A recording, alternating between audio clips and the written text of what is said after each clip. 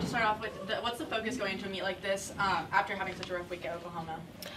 Yeah, the focus, it was easy to pick a focus, and it's Georgia-Alabama gymnastics. The rivalry has been there for probably a couple decades. The energy created by the fans and the rivalry just stemmed the athletes to really know that this is a meet that they can really go full out and attack everything. So that was really the intention going into the meet, was knowing that they have to be aggressive in everything they do. They can use the energy of the crowd, and they can use the rivalry. Like, they're going to be going against top teams throughout the country, and this is a good example for them to really push hard and push past mistakes.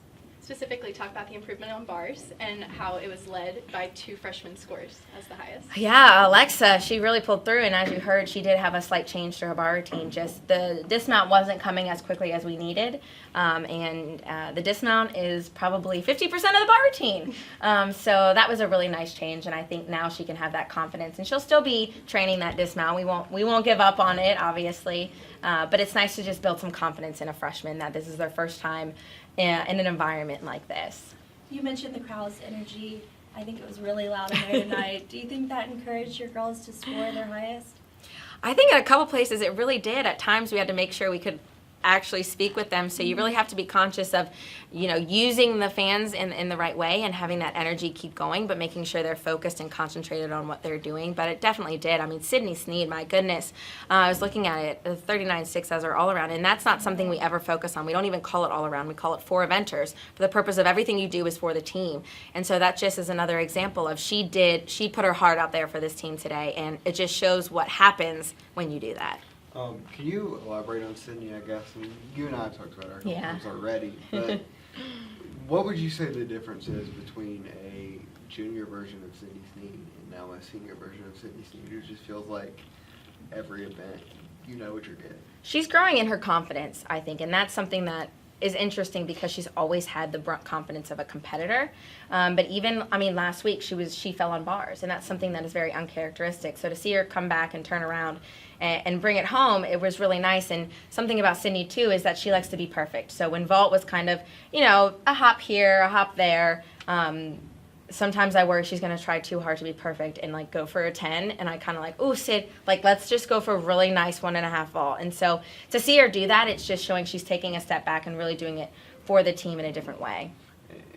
And then when she gets out there on floor, I just feel like, especially here, there's this, you just kind of feel what Georgia gymnastics is about, I guess, with the roar and the personality. You kind of see that in her floor. You can really see when Sydney knows her pass was done well. She really sells it and she feels it, and she generally is excited about what she just did.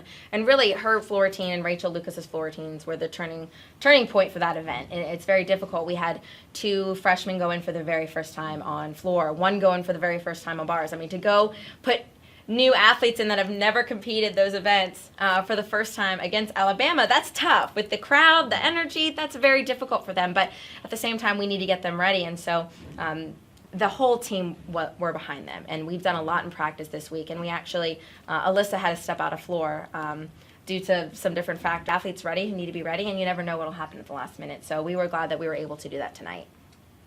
The bars and beams, as well as the final score, were all 3 of the highest scores in those categories for the season. What goes into that, and how do you keep that upward momentum going throughout the rest of the season? By improving on little things. And so you could see it was just such a minor amount that we did not win by. And so when you look at that, you can think, oh, it's the very last routine that it was. Oh, if she had just done that. And then you look back throughout the entire meet and thinking, or there, or there, or there, or there. And there's so many things that everyone could look at on their own, and there's probably 2 or 3 things each of them could have done that went up. And that's what we go back in the gym and work on, is really making sure that under pressure, which was really good about tonight, we had a fall on 3 events, which we do not like, but at the same time, it's building them up to know that if this happens at a championship event or somewhere where it's really important, they've had the experience to be able to handle those nerves, which is very difficult. So to be able to do that early in the season is going to bode us really well toward the end of the year. And what are those little things you'll be looking at going into the meet with Iowa State on Monday? A lot of it is just making sure they're aggressive with what they do. I mean, when we talk about bars, it's always handstands and landings, but at the same time, it's more about the technique of how they do the skill and not holding back. Floor, it's just mostly the takeoff so they can find those landings. And a lot of things are just things you don't even want to mention because honestly, they won't happen again. And so we saw a little bit of all of that tonight. Thank you, Courtney. Thank you. Thank you. Thank you.